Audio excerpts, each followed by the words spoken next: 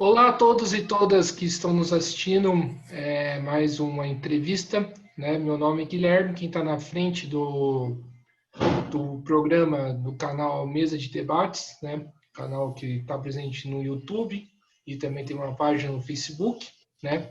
Hoje estamos aqui com o Francisco Segal, né?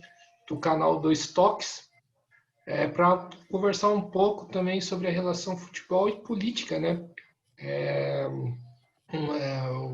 Inclusive dando continuidade na sessão esportiva, né, que eu tinha criado para o canal, e pela primeira vez, né, conversando sobre futebol, né.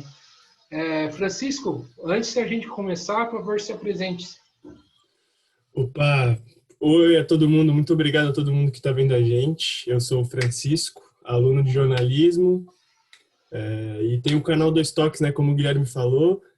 E acho que é isso. Sigam a gente lá no nosso YouTube, no nosso Instagram, nosso Facebook. Sigam o Mesa de Debates também, que é um canal muito bacana. É isso aí, estamos juntos para essa conversa agora super boa. Sim, na, já que a gente, já para começar a entrevista, né, é impossível a gente não falar da pandemia, né? Queria que você falasse um pouco do retorno do futebol em plena pandemia, né? Faça inclusive a sua opinião. E quem esteve por trás desse retorno? Bom, eu não sou médico, enfim, mas me parece muito complicado que durante uma pandemia dessas do Covid você junte grupos de 22, 23, quase 30 atletas e fique viajando com eles pelo Brasil afora, né? Indo em diversos hotéis, com diversos aviões, pondo a vida de muita gente em risco, né? A gente chegou até a ver lá no Maracanã o Flamengo jogar do lado de um hospital de campanha. Então, assim, a princípio eu sou contra a volta do futebol, mas me parece muito claro que não teria jeito de impedir a volta do futebol, sabe? É muito dinheiro rolando para que não acontecesse assim. Sobre a segunda parte da pergunta, eu acho que a gente tem que lembrar, né? Lá no começo, nem faz tanto tempo assim, né? Mas quando a gente teve o Flamengo e o Vasco fazendo uma grande pressão para voltar ao Campeonato Carioca, chegaram a fazer reuniões com o Bolsonaro, enfim, foram os líderes, de certa forma, de um movimento pela volta do futebol. E a princípio, acho que é isso nesse momento. A gente vê que, para além dos times terem ido buscar o Bolsonaro, foi extremamente conveniente, né? Para o Bolsonaro, que estava num momento de queda da sua popularidade, em que ele tomou, como ele sempre faz, né? Vestiu a camisa do clube para tentar relacionar sua imagem ao clube e tal. Inclusive, soltou algum tempo depois a MP do mandante, né? Que era de interesse do Flamengo, né? Mas, enfim. Sim. É, a gente tá, pelo menos não sei se você acompanha, mas eu acompanho bastante. A gente vê, por exemplo, a Fórmula 1. Um minutinho, desculpa, Guilherme, meu despertador tocou, velho. Foi mal. Opa, Desculpa aí, meu. não, tudo bem, Nossa. acontece. A gente, não sei se você acompanha, mas, por exemplo, alguns esportes, como, por exemplo, a Fórmula 1, tá tendo que também voltaram fazendo algumas corridas na Europa e agora no continente asiático, né? Tá passando por um processo duro de testes, é, de medidas de prevenção para o esporte acontecer, né? Eu queria que você falasse como está, já que voltaram, né? Como está sendo essa questão de testagem no futebol, de medidas de isolamento, distanciamento social, como está sendo esse processo no futebol brasileiro? Bom, para falar a verdade, eu não acompanho a Fórmula 1, né? Mas no futebol, é, Eu lembro que lá no começo, quando estava voltando pós-pandemia, a gente tinha uma discussão de que dos protocolos de segurança da CBF, dos protocolos de segurança do próprio Campeonato Paulista, dos clubes, cada um tinha o seu, né? E a verdade é que acabou se tornando uma coisa muito confusa e que deixou esses protocolos em situação de muita dúvida e falta de confiança. Porque, pô, a gente, não sei se você lembra, mas lá no começo do Campeonato Brasileiro, o Goiás foi enfrentar o São Paulo era tipo o time inteiro com jogadores que tinham pegado Covid, sabe? Sim, eu lembro porque eu assisti esse jogo. Quer dizer, não assisti, mas estava Ah, assisti esse jogo. sim. E, tipo, e não é que é uma coisa que ficou na terceira rodada do Campeonato Brasileiro, ou então quando o São Paulo foi eliminado na semifinal do Campeonato Paulista para o Mirassol, que tinha não sei quantos desfalques por causa do Covid, uns 13, 14, se eu não me engano. Não é uma coisa que acabou. Você vai ver essa rodada de agora do Campeonato Brasileiro, tinha 55 jogadores fora por causa de contaminação com Covid. Então, os protocolos, eles não estão sendo seguidos de forma correta, ou eles simplesmente não estão sendo respeitados, né? É, porque toda rodada do Brasileiro tem algum jogador com Covid, a própria Libertadores que a gente viu, o Flamengo ir jogar contra o Independiente Del Valle e com não sei quantos desfalques por causa de Covid, daí no jogo da volta da fase de grupos, o Independiente Del Valle veio ao Maracanã com uma série de desfalques por causa do Covid em um tempo de 2 semanas, se eu não me engano, algo nessa linha. Então, eu acho que dá para afirmar que esse protocolo ele é insuficiente para resguardar não só os jogadores, eu diria, porque os jogadores também adoram quebrar o protocolo, né? A gente teve o exemplo do Ramires, que mais recente, que saiu para uma balada, tem o Arboleda, tem o Casares, todos jogadores que fizeram aglomeração durante a pandemia, né? Que ainda está acontecendo, né? A gente tem esse costume de tratar a pandemia no passado como se ela tivesse acabado, né? Mas está muito viva ainda.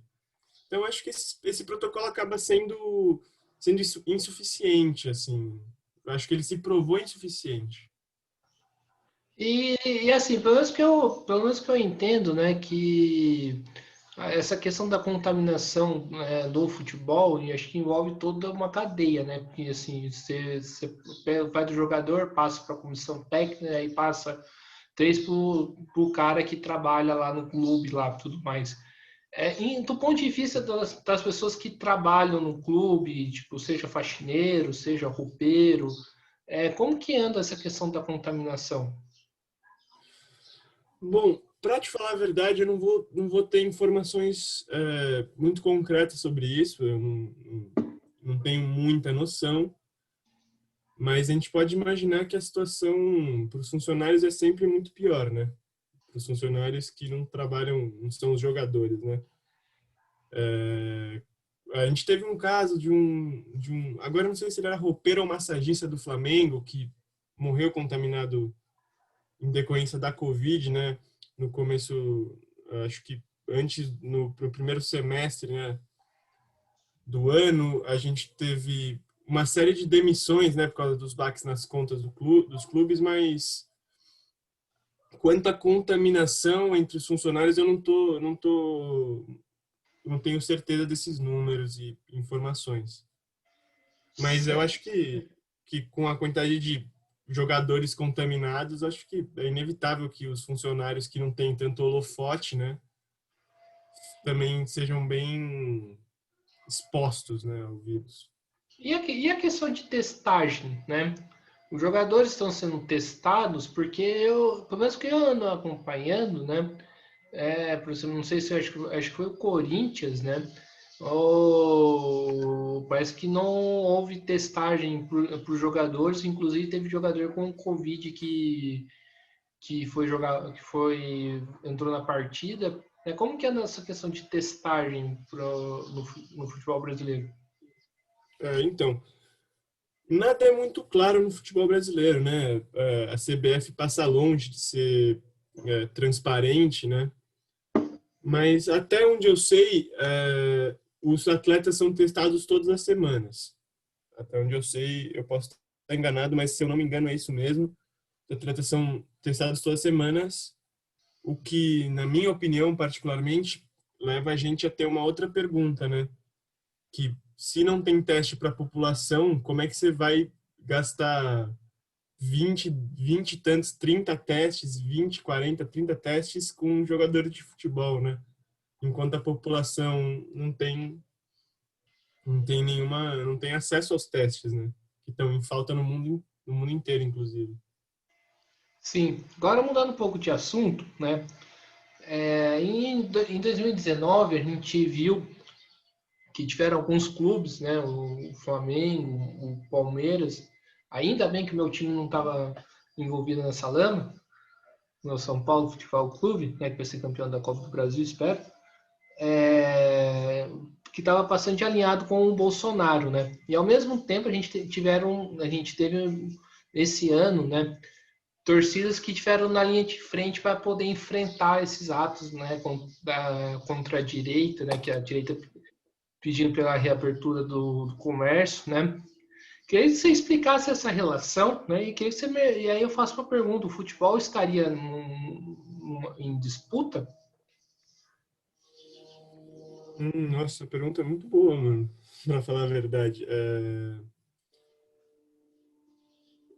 Sobre as torcidas especificamente, é bom a gente deixar claro, até a gente no canal, até a gente fez um vídeo, acho que foi o primeiro vídeo do canal, sobre os protestos pela democracia, enfim, contra o Bolsonaro, das torcidas. Teve até uma forte, a gente viu presença muito forte de torcedores palmeirenses, corintianos principalmente, são paulinos.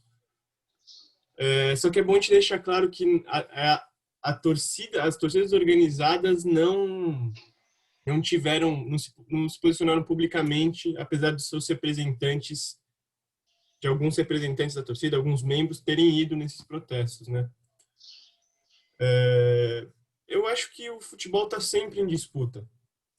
Acho que o futebol está sempre em disputa desde que ele surgiu na Inglaterra como um esporte dos aristocratas, né? Então, para as escolas inglesas e faculdades inglesas jogarem futebol um contra o outro, até quando ele chega no Brasil e só brancos europeus podiam jogar, só eram aceitos nos clubes, pessoas pobres não poderiam jogar, até o momento em que ele passa uma transformação e ele passa a ser um esporte de todos, né? Eu acho que essa é uma das grandes belezas do futebol, que ele é um dos esportes mais democráticos que tem. Para você jogar futebol, você precisa ter um campo, não precisa nem ter marcação de nada, você precisa ter algumas pessoas e uma bola, né? Mas eu acho que o futebol está sempre em disputa, e ainda mais no Brasil, que a gente está vendo um processo muito forte de elitização dos estádios com as arenas. Cada vez mais a gente vê pessoas falando, né? Pô, saudades de quando o ingresso era 10, 20, 30 reais, hoje o ingresso passa de 100 reais facilmente, principalmente nas arenas, né? Então eu acho que pelo futebol ser o grande esporte do mundo e o grande esporte do Brasil, ele está sempre em disputa, né?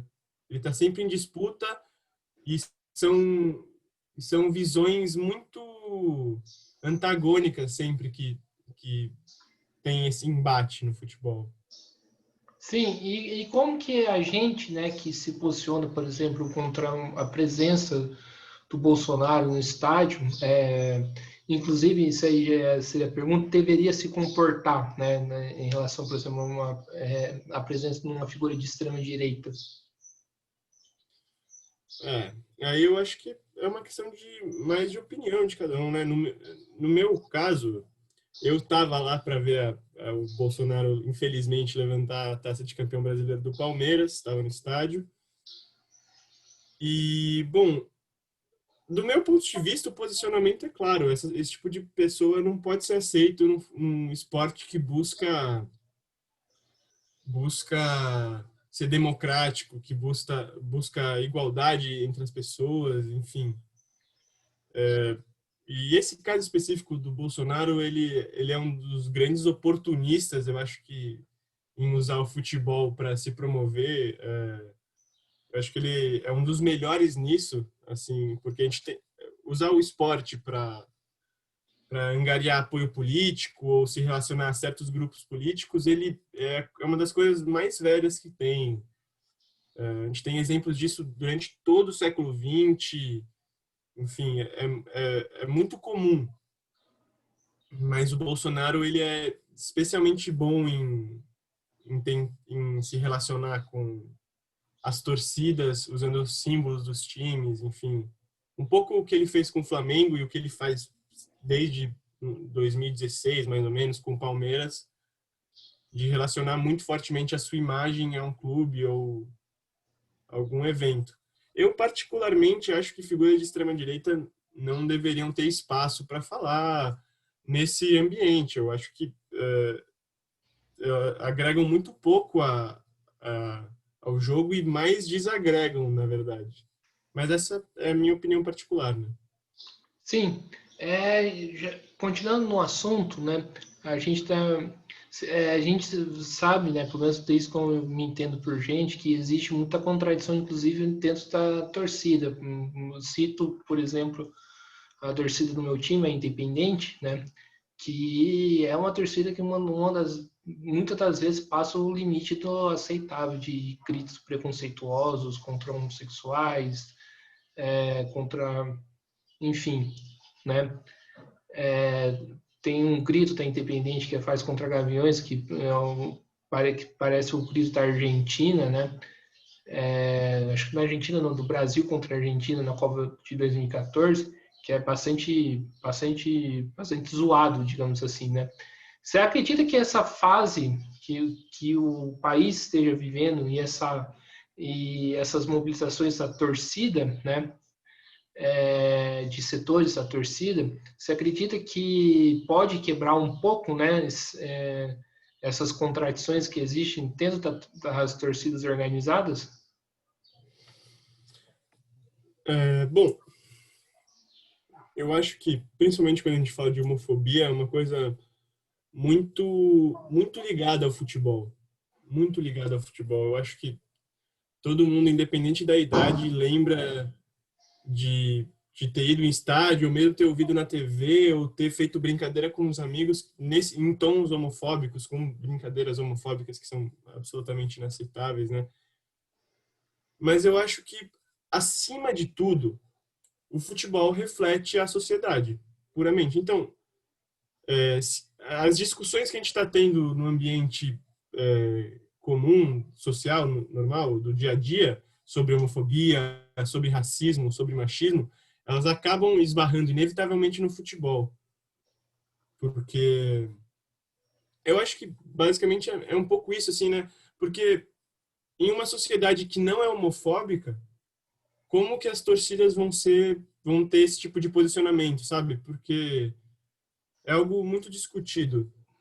E eu acho que, bom, para dar um exemplo assim do que eu estou falando exatamente, a gente fala muito de violência nas torcidas organizadas, né? E a gente fala, pô, o Brasil é um país que tem as torcidas muito violentas, não sei o quê. A gente pega a Argentina, enfim, outros países também. Mas será que se os nossos países fossem países que têm baixas taxas de violência, baixas taxas de homicídio, enfim, as torcidas seriam tão violentas? Eu acho que não. E eu acho que isso não se refere só à violência, acho que se refere a todas as discussões no âmbito do futebol e Sim, social também. Mas eu acho que essa questão específica da homofobia é algo que ainda é muito enraizado no que é ser no que é ser um torcedor de futebol, no que é ser um jogador de futebol. Acho que todo mundo lembra do. Agora me fugiu o nome do dirigente do Palmeiras que cunhou, né, o apelido homofóbico ao Richarlison, na época que ele jogava no São Paulo, né, que ficou muito marcado até hoje.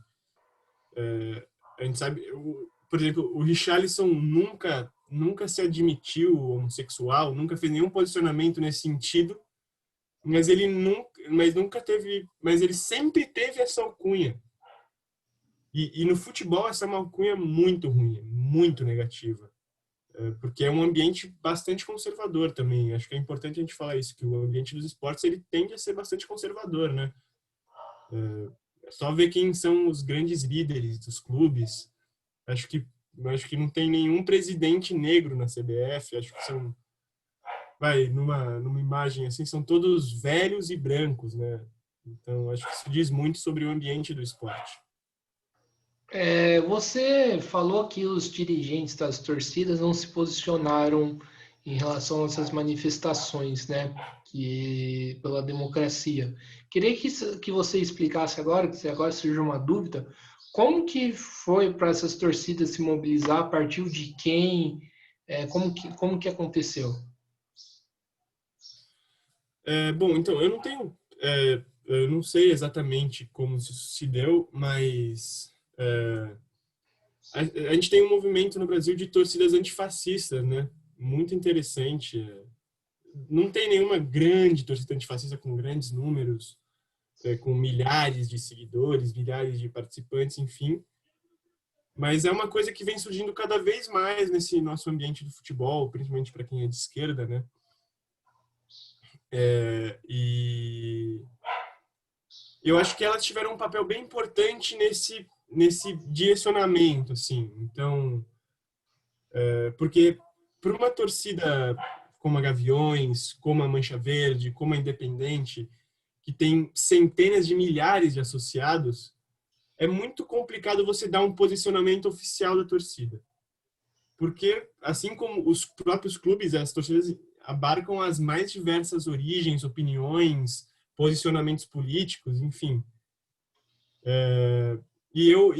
A minha teoria, pelo menos, é de que as torcidas antifascistas tiveram um papel muito importante em fortalecer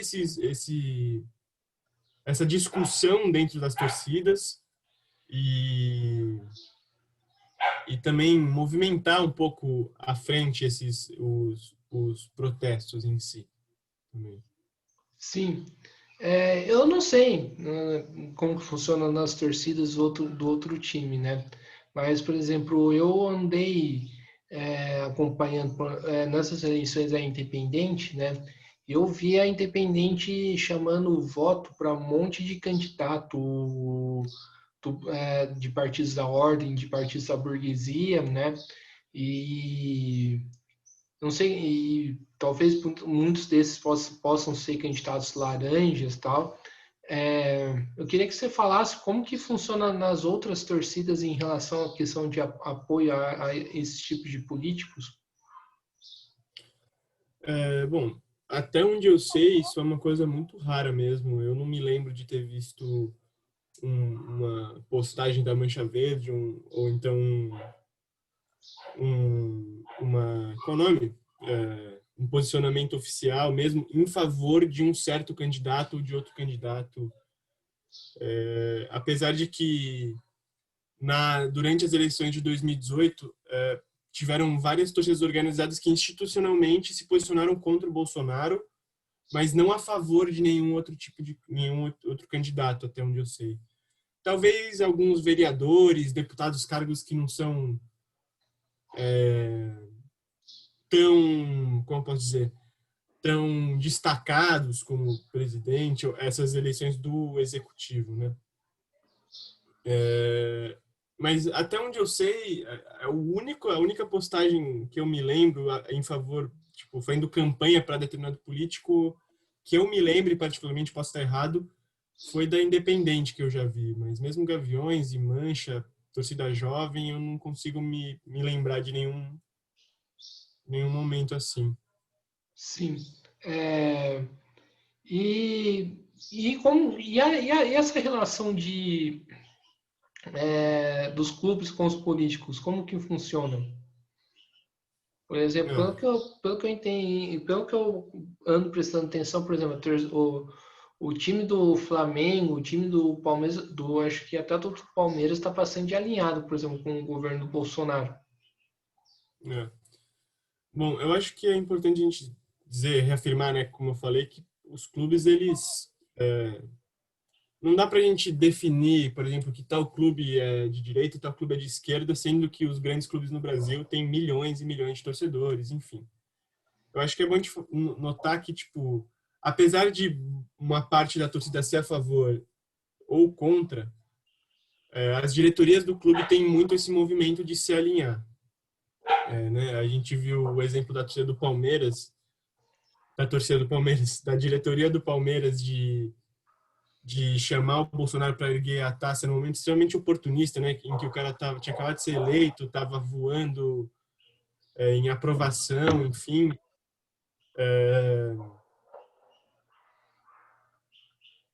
E também a diretoria do Flamengo, né? Como você bem citou, que acaba tudo sendo um jogo meio que uma troca, assim. Então, pô, eu relaciono você à imagem do meu clube, te chamo para erguer taça, eu te dou camisa oficial do clube, enfim, você tira foto e posta, enfim. Dessa forma, no caso do Palmeiras específico de 2018, a minha torcida fica feliz que eu estou me posicionando com o candidato deles e eu perco um pouco de pressão como diretor, como presidente, enfim. E o caso do Flamengo, em que é mais uma troca. Então, o Bolsonaro tava com péssima aprovação e ele aproveita, o Flamengo aproveita que ele está nessa situação para propor algo que é uma pauta dos dois, na época que era a volta do futebol. E em troca disso, o Bolsonaro ele acaba se relacionando à imagem do Flamengo, inevitavelmente. Então, pô, olha aqui, esse presidente faz o que é bom para o meu clube e tal, e muitas vezes isso é suficiente para as pessoas passarem a gostar dele, assim, entende? Um negócio que chega até a ser populista, né? É totalmente populista, é exatamente essa ideia. A gente vê a MP do mandante, eu acho que é um caso claro disso, em que o Flamengo e a Globo estavam em uma disputa sobre os direitos de transmissão. O Bolsonaro é criticado na Globo e critica a Globo o tempo inteiro. Então, o Bolsonaro libera a MP do mandante para favorecer o Flamengo nessa negociação com a Globo, entende? Então, todo mundo sai ganhando um pouquinho. Sim. E já que a gente está falando dessa relação, né, e funciona a relação entre governo Bolsonaro e seleção brasileira, CBF? Bom, eu acho que a CBF é uma das Mas piores principalmente a instituições. seleção brasileira, a imagem da seleção brasileira. O Bolsonaro, como eu tinha falado antes, ele tem uma série de defeitos, mas usar o futebol e o esporte em geral para se promover é algo que ele faz com muito bem. Muito bem. A gente pode ver a tomada, né, de certa forma, do símbolo da CBF, do símbolo da seleção brasileira, da bandeira, da camiseta, enfim, como algo que hoje em dia a gente relaciona muito com a extrema direita, né?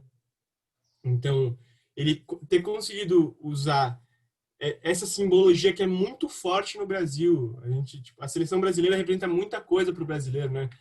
É, é, um, é, um, é um manto de muito orgulho, né? Nós somos pentacampeões do mundo, melhores que todos no futebol, enfim.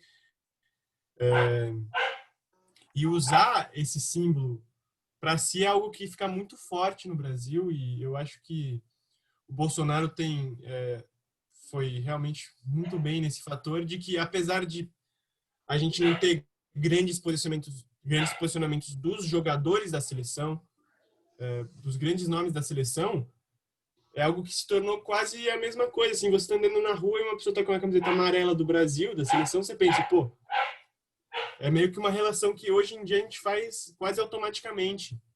Né? Então, e a CBF também não se posiciona contra jamais, joga o jogo de quem está no poder em todas as situações. Acho que é meio isso, assim, é uma grande habilidade, assim, do Bolsonaro como populista é se relacionar a esses símbolos que significam tanto para milhões de pessoas, e isso acaba resvalando na imagem dele de forma... isso acaba resvalando de qualquer forma na imagem dele, né? Agora a gente vai entrar num debate. Você acha mesmo que a seleção brasileira ainda tem tanta importância no Brasil? Esse sentimento que você coloca? Isso, boa. Essa é uma boa pergunta, cara, porque aí que tá. Eu acho que os jogadores da seleção brasileira, eles não têm a mesma representatividade para os brasileiros que eles tiveram há certo tempo, né? A gente tem tantos exemplos de jogadores que nem chegaram a jogar direito no Brasil e foram fazer carreira na Europa. Isso já distancia um pouco o torcedor da seleção. Mas acho que outro fator extremamente importante para causar um certo distanciamento é o fato de que o Brasil vai jogar amistosos em Singapura, né? Vai jogar amistosos na Arábia Saudita, vai jogar amistosos em Wembley, mas não vem jogar um amistoso no Pacaembu, né? Não vem jogar um amistoso no Morumbi, não vem jogar no Maracanã, no Serra Dourada, enfim.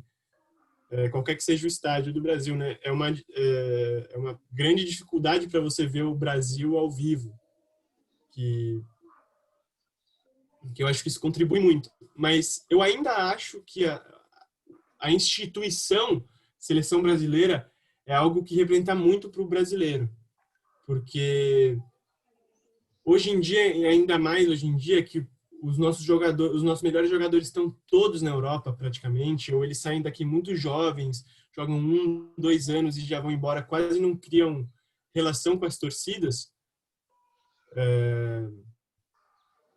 Isso causa distanciamento, mas ao mesmo tempo é o que segura a gente como o grande argumento de, ó, nós somos o melhor futebol do mundo, a nossa escola de futebol é a melhor do mundo, e eu acho que isso ainda assim é algo que gera muito orgulho e é uma relação muito querida do brasileiro, apesar de que eu acho que não é só o meu caso, acho que é uma coisa bem comum, e quando você pergunta se a pessoa se importa mais com a seleção ou com o clube dela, ela vai falar 90% das vezes o clube, né?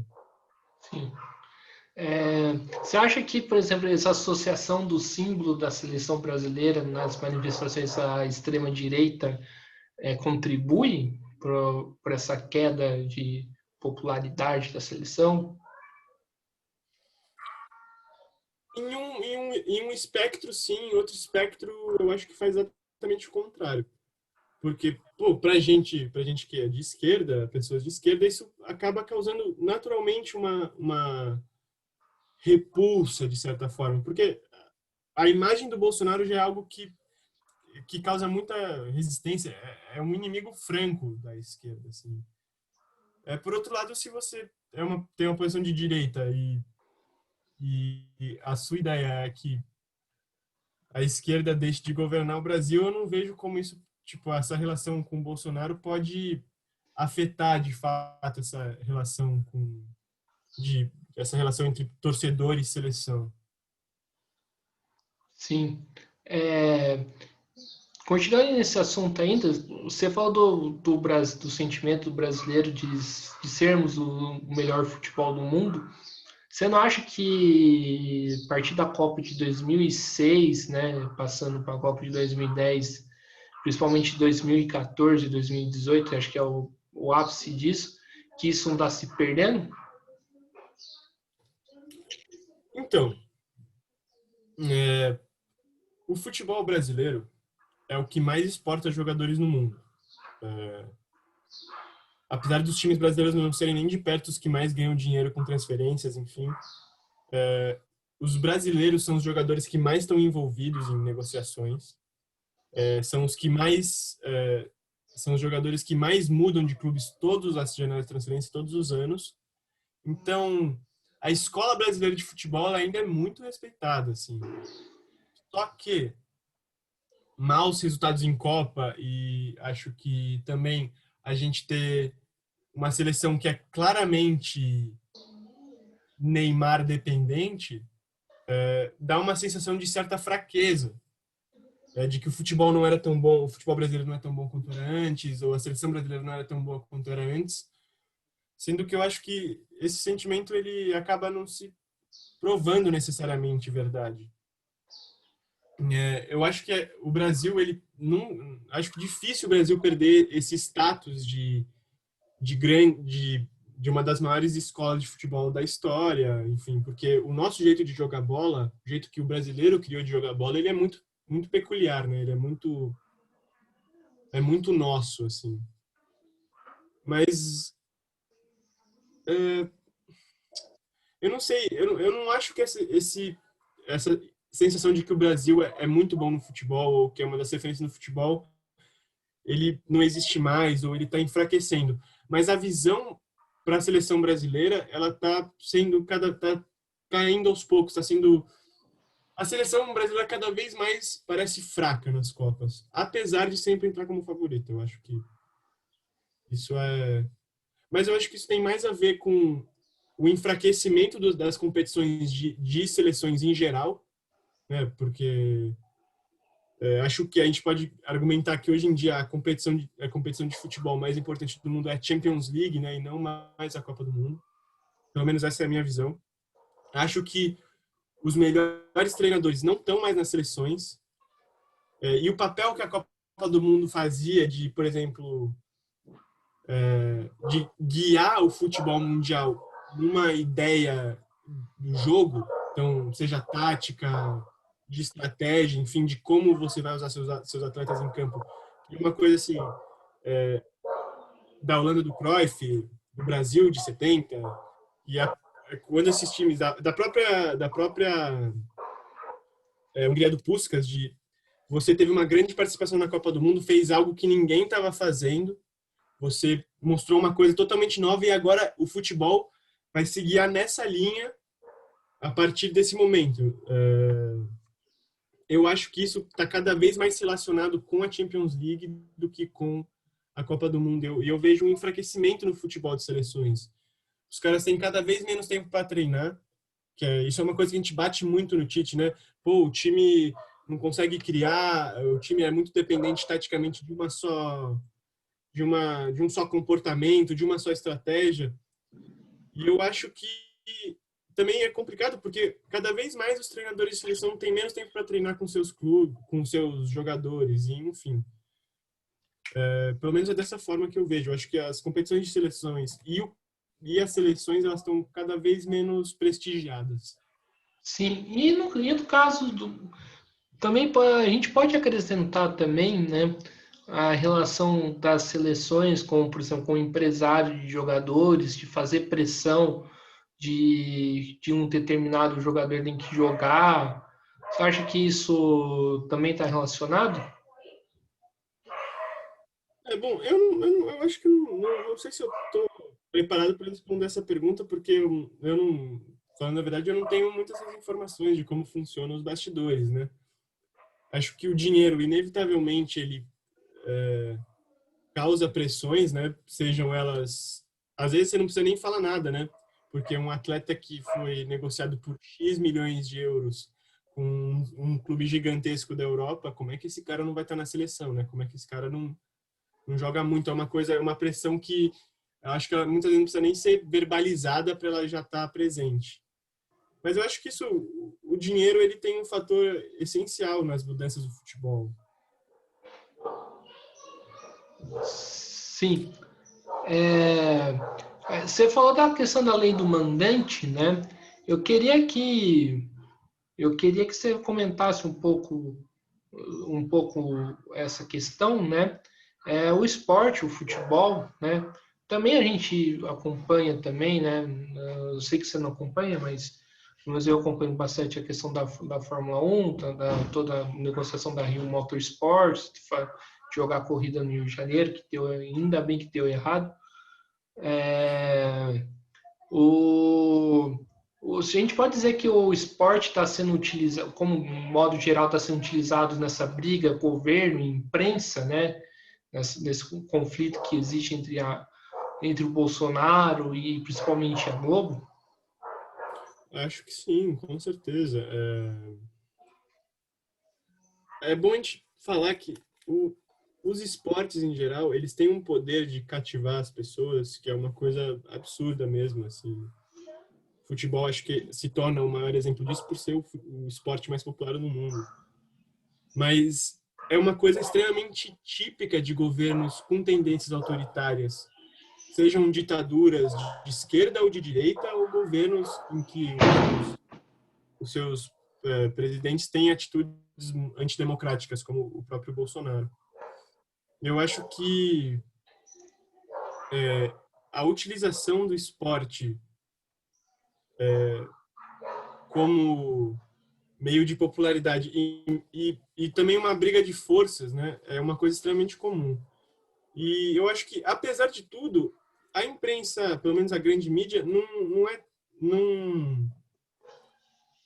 não vê com tantos maus olhos, pelo menos é o que eu acho, não vê com tantos maus olhos a volta do futebol, né? Porque eles também se beneficiam disso.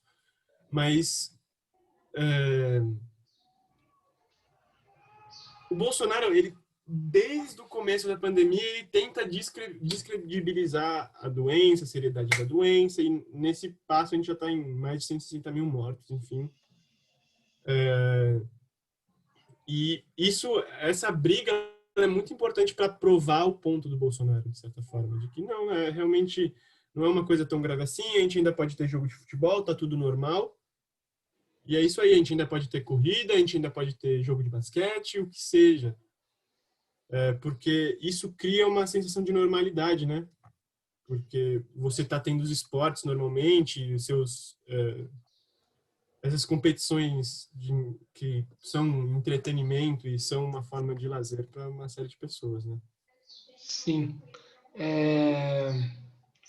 E você acha que, por exemplo, a Globo ter perdido, por exemplo, a Libertadores para o SBT, isso é ruim para ela?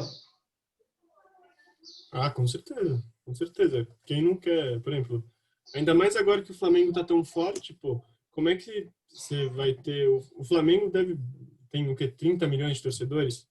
Toda vez que tiver um jogo do Flamengo no SBT, o SBT vai ter uma grande chance de destronar, de certa forma, o horário da Globo, né? Porque a gente sabe que a Globo é a grande empresa de mídia do país, é quem sempre ganha no Ibope, é quem sempre tem mais visualizações.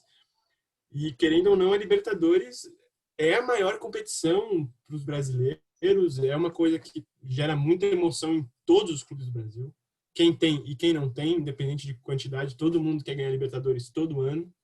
Essa acaba sendo, para todo time que disputa a Libertadores, esse acaba sendo o grande sonho de todo torcedor, né? Então, é uma competição muito forte e isso faz com que seja um grande baque para a Globo e uma grande vantagem para o SBT, que está um pouco mais alinhada com o Bolsonaro, e esse tipo de coisa realmente acaba sendo... A gente pode ver que quanto mais a Globo sai prejudicada, acaba sendo melhor para o Bolsonaro, né? Então, não defendendo a Globo, tá, gente? Isso aqui não é defendendo a Globo como tipo, defensora de nada, na questões éticas, enfim, não é isso. Mas tem uma briga clara e essa disputa ela resvala tanto nos clubes como o Flamengo e quanto nas emissoras de TV concorrentes da Globo, né? Sim. E sim, é uma grande perda a Libertadores. E já que a gente está falando de Globo, SBT, como, assim, pelo menos como que você avalia e como que poderia ser as transmissões dos jogos e tudo mais?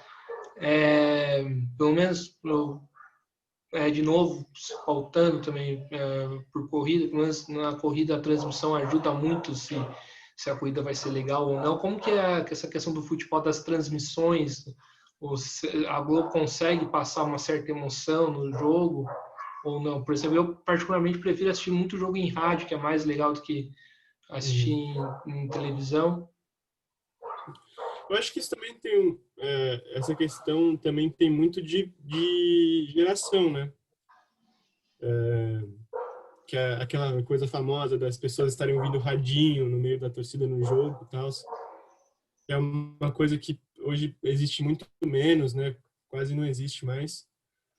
Mas, olha, eu acho que no quesito emoção, Eu acho que a Globo tem alguns comentaristas, não vou falar nomes, obviamente, que... Comentarista não, né? Narradores, desculpa.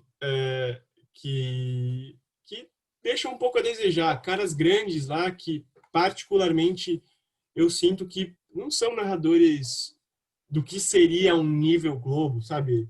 Ah, acho que o maior nome, assim, sabe? Mas eu acho que também tem muitos bons narradores na Globo. Eu gosto bastante do Villani, gosto do Milton Neves, enfim. Eu acho que no quesito emoção, eu não sei se é uma coisa que influencia tanto entre escolher ver o jogo em um canal ou outro. Sim. É, a gente comentou, né, um pouco, né, a questão das opressões dos estádios e nas torcidas, né? Como que essa questão em relação a tratar as opressões é lidada dentro dos estádios e dentro das torcidas? Queria que você aprofundasse um pouco mais sobre essa discussão. Então, ah, eu não sou membro de torcida organizada, não tô no meio, né? Mas até onde eu sei, é aquela coisa, o futebol é muito conservador. É, e por mais que a gente veja torcidas fazendo coisas maravilhosas durante o Covid, tipo a Gaviões, que conseguiu toneladas de comida para doar, a Mancha Verde, que conseguiu 100 toneladas de comida para doar, enfim. As discussões mesmo de tipo sobre homofobia, sobre racismo, sobre machismo são coisas que não tem grande voz a princípio. A gente sabe que a torcida tem muito essa cara do ambiente democrático, onde qualquer um pode participar, seja rico, seja pobre, negro, branco, nordestino, do Sudeste, enfim. A gente tem muito essa cultura, mas eu acho que, por exemplo, as mulheres cada vez mais são presentes nas torcidas, mas, por exemplo, a gente não vê nenhuma presidente de torcida organizada que seja mulher. São sempre homens. A gente não vê de jeito nenhum torcida organizada se posicionar sobre homofobia, que de jeito nenhum mesmo, assim. A gente até mesmo no quesito de racismo acho que tem um pouco mais de posicionamento, um pouco mais de enfrentamento, mas ainda assim é uma coisa muito cautelosa, né? Sim. Acho que é mais ou menos isso. As torcidas não tem muito, não parecem ter muito esse lugar de querer discutir esses assuntos, tanto que a gente viu, né, que o grito de bicha teve que ser proibido nos estádios, o que se você cantar, se você criar músicas, usar isso de insulto com os seus adversários, o clube vai ter sanções. E essa é a forma que a gente tem pelo menos que a gente encontrou de combater isso no futebol, né? Eu acho que apesar de ser a forma que a gente tem, claramente ela não é satisfatória, né? Tipo, porque não é algo que discute de fato o problema e bom, acho que é mais ou menos isso. E não caberia, por exemplo, as torcidas antifascistas, né, dos times que estão dentro das próprias torcidas, levantarem esse tipo de discussão? Sim, sim, com certeza. Eu acho inclusive que eles fazem essa discussão, que se propõem essa discussão. Mas, como eu disse, as torcidas antifascistas são muito pequenas. São algumas centenas de pessoas, sabe? Não são, não são, como posso dizer, grupos políticos fortes, assim. É uma coisa que é muito inicial no Brasil. Eu não sei como é fora, enfim. Quer dizer, eu sei que na Argentina, no Chile, as torcidas antifascistas têm bastante força, né? A Garra Blanca, né, que é a torcida do Colo-Colo, tem um núcleo antifascista muito forte, mas eu acho que no Brasil assim ainda é muito engatinhado, são poucas pessoas e apesar delas estarem fazendo um trabalho super legal, né, eu acho que acaba sendo insuficiente para gerar uma discussão na torcida como um todo, assim. Sim. Agora, mudando um pouco de assunto, né? Você comentou, né, que o futebol passa por um processo de elitização muito forte. Você tem essa questão das arenas, né? O aumento do preço dos ingressos, que particularmente custa mais ou menos um ingresso de um show internacional. Como combater essa elitização? Então, a única forma que eu vejo para o torcedor combater essa elitização seria fazer boicotes, né, aos estádios, ou então ir no estádio e fazer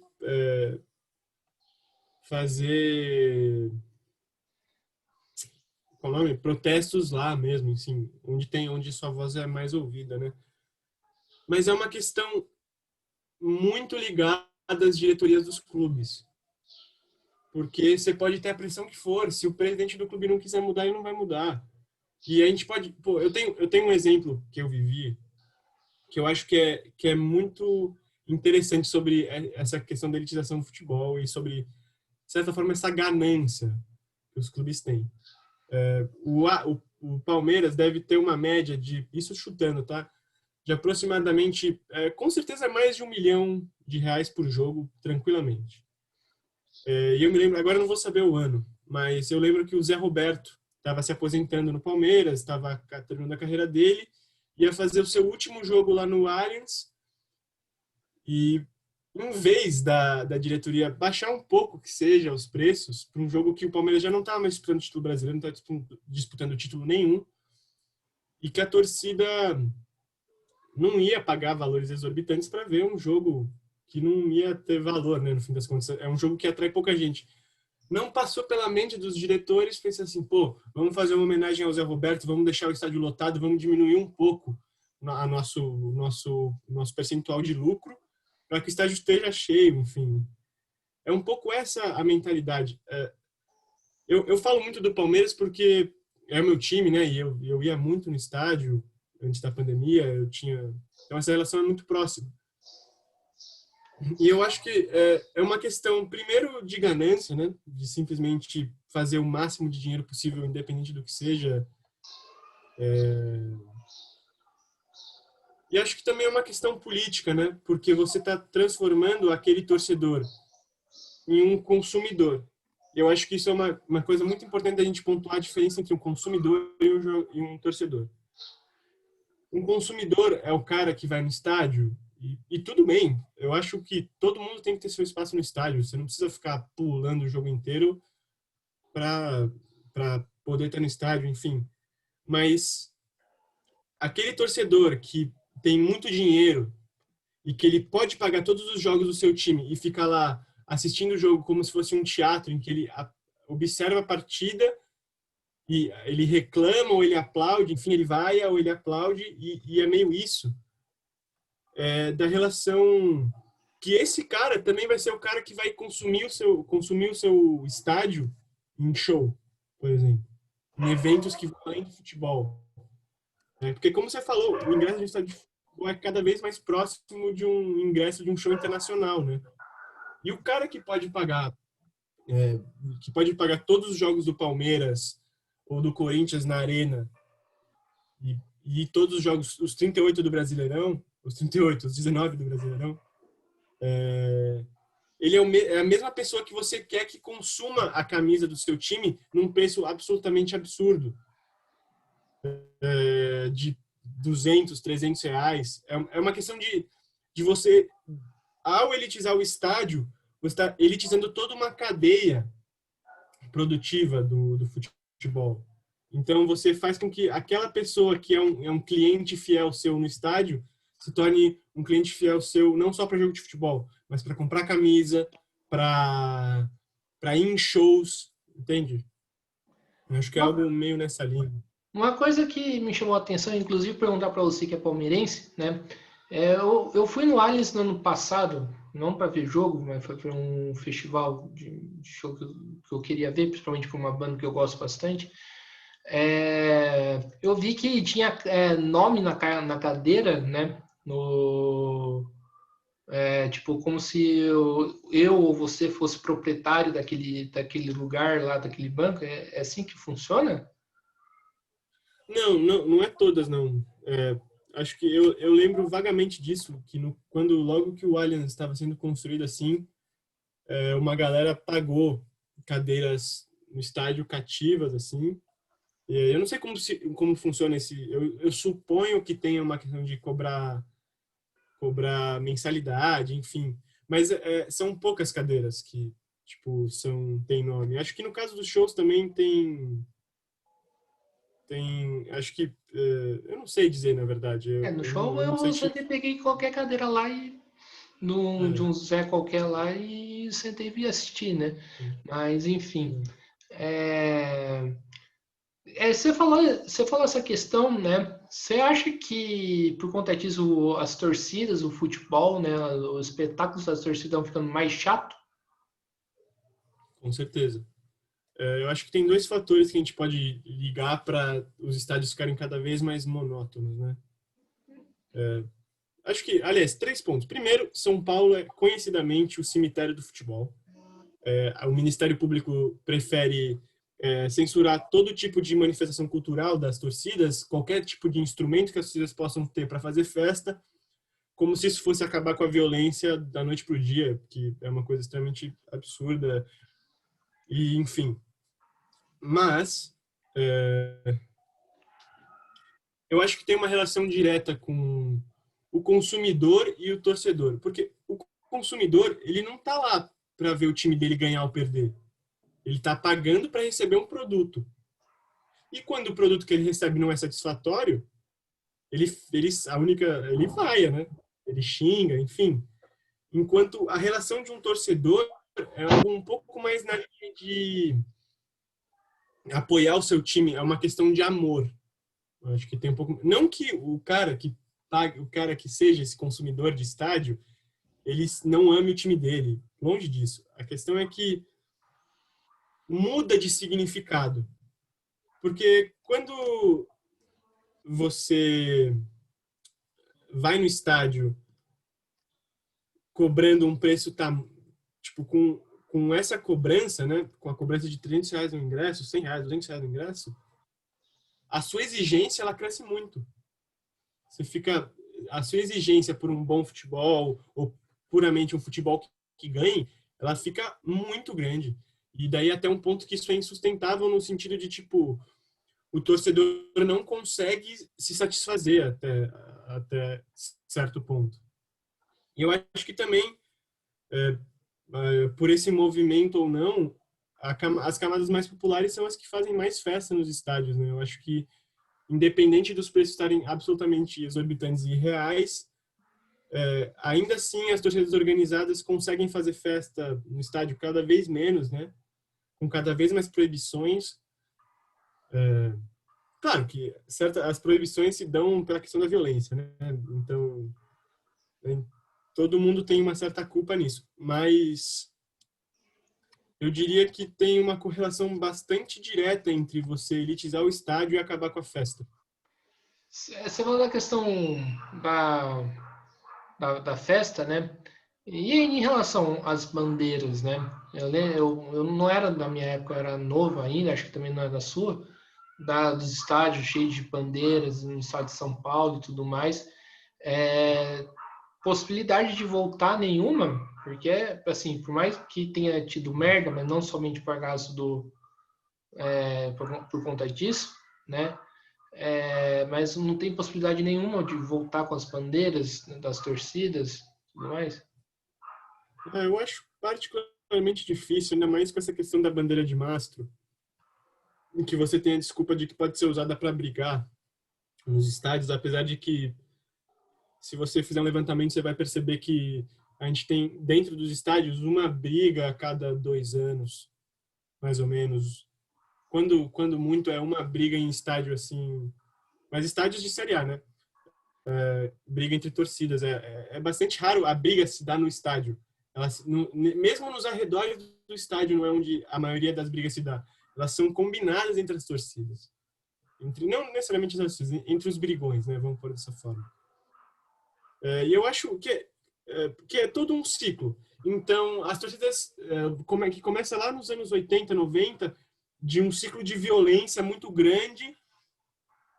Daí, o Ministério Público tirando as bandeiras, tirando os sinalizadores, tirando tudo. Opa, tem uma travada aqui, espera, vamos... Uma travadinha. E aí, voltou? Voltou. Onde é que eu estava? Dos brigões, da marcar briga de torcida organizada. E tudo isso alimenta um ciclo, né? Então, o cara briga, gera manchete, a manchete deixa as pessoas inconformadas, com medo, enfim. Isso faz com que o Ministério Público tome ações que seriam duras, né? Tem tanto o Major Olímpio, né? Eu acho que é um grande defensor do fim das torcidas organizadas. E esse movimento faz com que as torcidas tenham suas liberdades cada vez mais cerceadas. Então, enquanto tiver briga de torcida, não vai ter argumento para voltar essas coisas. Porque para a pessoa que não acompanha futebol ou que só vê as manchetes, um grupo de torcedores com bandeiras no estádio pode muito bem ser... essas bandeiras podem muito bem ser usadas como armas, né? Eu acho que isso passa pela percepção pública. Fala aí. E seria também um certo desleixo, né, por parte do Estado de combater essa violência. Assim, não que eu acho que o Estado teria que combater, acho que o problema é muito mais profundo, né, como você bem falou. Mas, por exemplo, todo mundo sabe, né, inclusive até eu, que sou... porque eu particularmente agora estou um pouco mais de fora em relação do futebol, sabe que torcedor organizado ou alguns torcedores organizados marca briga, né? É uma coisa, inclusive, fácil de saber. Então, seria, tipo, desleixo para poder da parte pública para poder, inclusive, justificar essa elitização do futebol? Eu acho que é um processo totalmente interligado. Totalmente interligado, porque a torcida organizada acaba sendo a representação do povo na arquibancada, ainda mais hoje.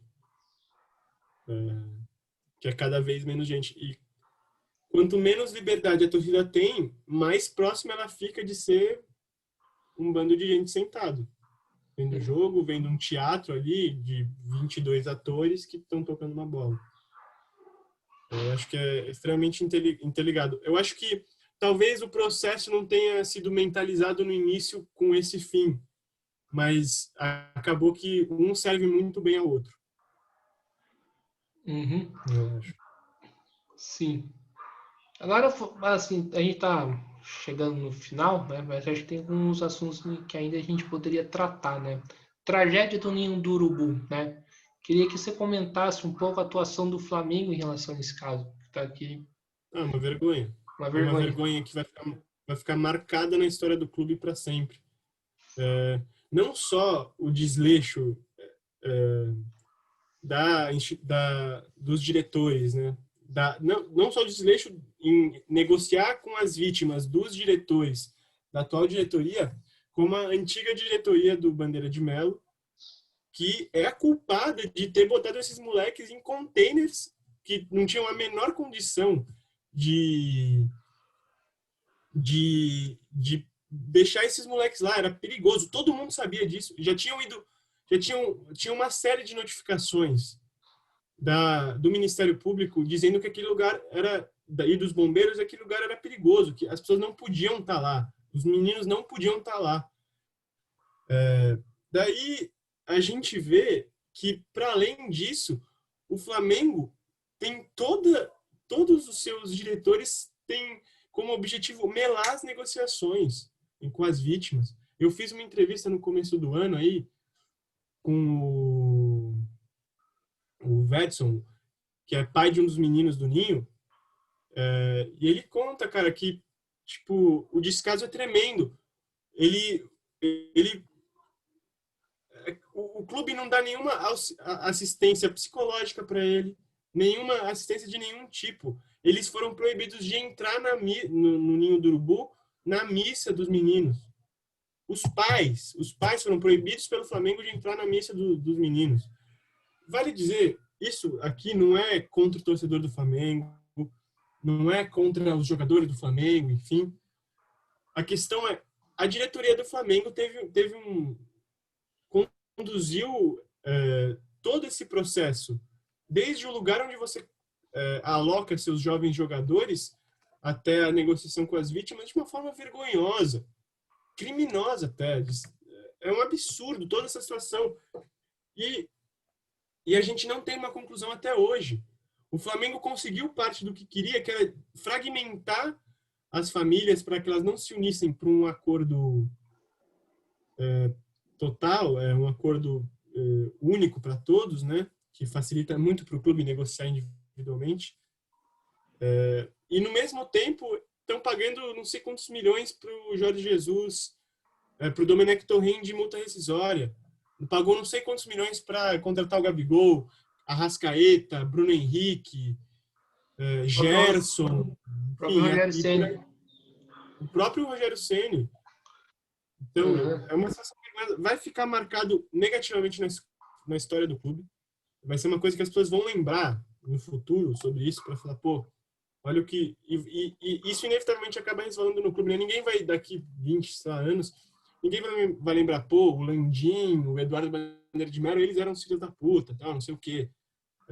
Vão lembrar que o Flamengo foi o clube que fez isso, entende? Então, isso suja a imagem do clube tremendamente. É uma vergonha. É uma vergonha que o Ministério Público não tenha feito... não tenha se metido ativamente nisso e sancionado o Flamengo. Não tem ninguém preso até hoje. Então, é uma bagunça. A maioria dessas famílias são famílias muito pobres, que o sonho de mudança de vida está no menino se tornar um jogador profissional. E, para além disso, o sonho dos moleques foi simplesmente ceifado, né? É isso que eu ia perguntar, né? O Ministério Público, você falou que o Ministério Público, os bombeiros, tipo, avisaram da situação dos containers, mas assim, não teve nenhuma medida, inclusive, para poder, desculpa, não sei se seria a medida correta, de interditar aquele lugar, falar que não, esse lugar não dá para continuar assim? Então, eu sei das notificações, eu vou até pegar aqui, procurar minha colinha, mas até onde eu sei, não teve o Ministério Público chegou a sugerir para o Flamengo um acordo geral com as vítimas, mas o Flamengo negou. Já foram indiciadas as pessoas por esse crime absurdo, mas até onde eu sei, o lugar o ambiente, que eram, para a gente deixar bem claro, eram containers, foi interditado de certa forma, foi notificado mais de uma vez que ali poderia ocorrer um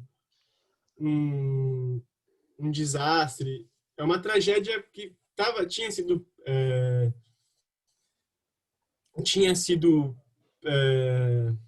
puta, me fugiu a palavra agora, prevista, né?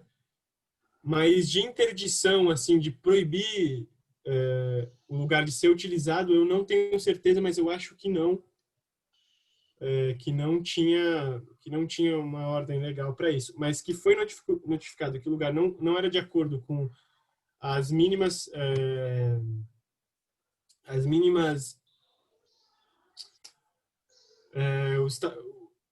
o mínimo necessário para que os órgãos como o Corpo de Bombeiros liberasse a utilização do lugar, já é suficiente para que o clube devesse ter mudado de lugar, né? Os meninos. Sim. Mas até onde eu sei, o Ministério Público não interditou oficialmente. Sim. Em relação até tem uma outra tragédia que aconteceu não faz muito tempo, que é a tragédia da Chapecoense, né? Poderia ter sido diferente por exemplo, a pergunta que eu sempre faço, desde quando aconteceu a tragédia, poderia ser diferente se o time fosse no avião de uma empresa, digamos assim, mais confiável do que uma Alemanha, que é apenas o carinha dirigindo o seu avião? E pode ser considerado também como, em certa medida, um desleixo, como foi no Flamengo? Total. Eu não sei tantas informações sobre este caso específico da Chapecoense, né? O que eu sei eu conheço pessoas que são da área da aviação e tal, e é uma coisa que eu discuti já algumas vezes, e todas elas falam assim, o cara, ele quis economizar 5 minutos na saída do aeroporto, para conseguir chegar 5 minutos mais cedo no lugar. Então, o tanque de gasolina do avião, ele tem que... Quando a gente está falando de aviões e aeronaves, o negócio é assim, você tem um limite, por exemplo, de A a B, então, vamos supor, de Santa Catarina até a Colômbia, você precisa de X de gasolina. Você sempre bota mais, para que não possa ter erro. Você sempre aumenta a margem de erro, assim, por assim dizer. E o negócio é que foi uma total omissão do piloto e da empresa, porque isso não pode ser aceito em nenhuma empresa aérea do mundo. Isso é uma coisa completamente absurda, põe a vida em risco das pessoas, aumenta muito a chance de dar merda. Então, eu acho que, no caso da Chapecoense, eu acho que a culpa se fica mais com a empresa mesmo de aviação. Acho que a omissão principal é deles. Sim. Não sei se você está pesquisando os dados lá do Ninho ou não. Peraí, deixa eu ver. Tava com uma dificuldade de achar aqui faz Então uns acho que não meses já. precisa. Depois, Né? acho que não precisa para ir tocando já. O grande problema do futebol, né, seria essa cartolagem que sempre existiu, que deixa o futebol e que prejudica tanto as relações dentro do futebol, mas assim o futebol como espetáculo. Seria esse o principal problema? Desculpa, você pode fazer a A pergunta? Deu uma cartolagem travadinha. Ah, seria o bom, principal? é, acho que qualquer pessoa que falasse que os cartolas no Brasil são sistematicamente pessoas que não entendem nada de futebol e que são pessoas que, no geral, elas mais prejudicam os seus clubes do que ajudam, acho que isso é totalmente verdadeiro, né? A gente tem o exemplo do Cruzeiro, que é o mais latente agora, que o time quase estava agora está se recuperando, né? Mas estava na zona de estava em penúltimo na Série B por questões de roubalheira de cartola, de coisas, de atos criminosos mesmo, como vender direitos de jogadores menores de idade, que é uma coisa proibida, enfim. Eu acho que não seria nenhum exagero dizer que os cartolas são o grande mal do futebol. Que o grande mal do futebol está nessas pessoas que coordenam o futebol, que comandam o futebol e que tornam o futebol cada vez mais algo, tanto um playground, de certa forma, para os caras brincarem de presidente de clube, enfim, quanto para fazer dinheiro em cima do clube mesmo, e é isso aí, negociar com um agente por fora, o que seja. Então, eu acho que tranquilamente a gente pode afirmar que a cartolagem é o grande mal do futebol brasileiro. Sim. E para fechar, você acredita que hoje a gente sabe que os clubes são movidos para a base de dinheiro, né? Tanto os ingressos dos estádios, tanto o preço das camisetas. Você acha que é possível pensar um outro modelo para os times, para os clubes, onde que, por exemplo, o torcedor, as pessoas que trabalham no, no clube e principalmente o torcedor seja protagonista que decida sobre a vida do clube? É possível pensar esse novo modelo? Eu acho que é possível, totalmente possível. Só que a gente tem alguns exemplos de clubes que têm relações muito fortes com as suas torcidas. No caso, o que me vem à mente primeiro é o St. Pauli, né, que é um time notoriamente de esquerda em que a torcida levou o clube a este caminho. Mas eu sinto que isso também, a torcida mandar muito no clube também pode trazer a torcida ter muito poder também traz problemas muito complicados. Na Argentina, eu acho que isso é um caso muito forte disso, em que as barras bravas, né, que são as torcidas organizadas argentinas, é a versão deles, a cultura deles, em que as torcidas praticamente mandam nos clubes.